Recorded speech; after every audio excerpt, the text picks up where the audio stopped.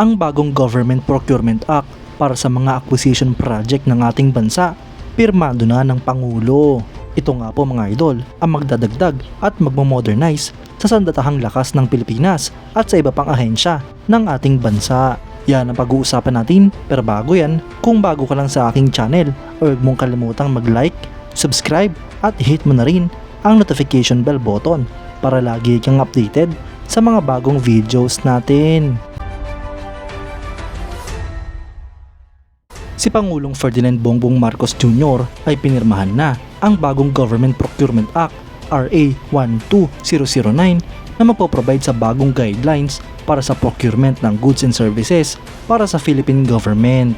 Ang bagong batas na ito mga idol ay magbuboost upang tulungan ang AFP Modernization Program, gayon din ang annual procurement projects ng Armed Forces of the Philippines at iba pang armed agencies tulad ng Philippine Coast Guard at Philippine National Police. Pinakamalaking pagbabago dito mga idol ay ang pagkonsidera sa presyo ng mga binibili ng Pilipinas at iba pang factors nito ay ang quality, sustainability at social impact. Dinagdag nga rin po sa mga ikukonsidera ng Pilipinas ang supplier reputation, delivery time, commonality at gain din ang counter trade.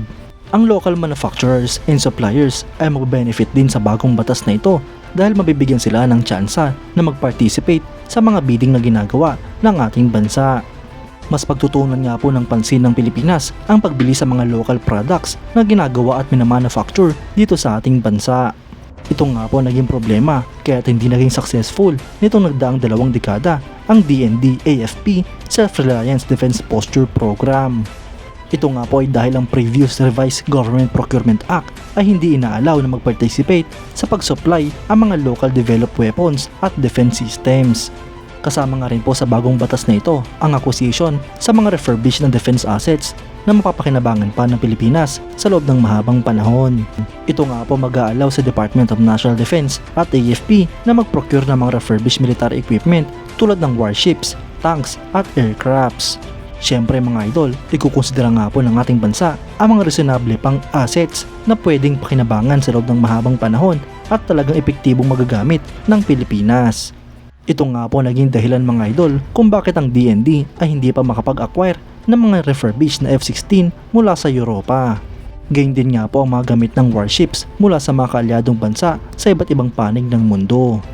Sa bagong batas na ito, ang Department of National Defense at iba pang armed agencies ay pwede na rin mag-conduct ng direct negotiations kasama ang foreign government na mayroong Defense Cooperation Agreements o MOU sa Pilipinas. Bagamat inaalaw na nga po ito noon, ngunit ang proseso at ang oras naman para sa approval at pag-conduct ng direct negotiations ay mas binawasan.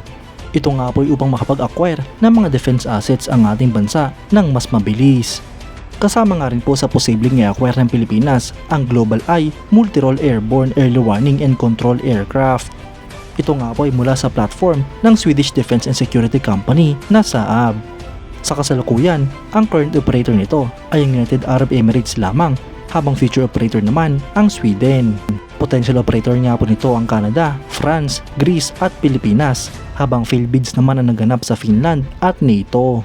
Mga idol, ang ganito ka-advanced na eroplano ay kailangan ng Philippine Air Force sa kanilang mga misyon upang bantayan at protektahan ang ating mga teritoryo. Isa nga po ang Airborne Early Warning and Control Aircraft sa may pinakamahalagang papel na ginagampanan sa isang bansa. Kaya't kung magkakaroon nga po ng ganitong klaseng eroplano ang Pilipinas, ay siguradong malaking boost ito para sa Philippine Air Force.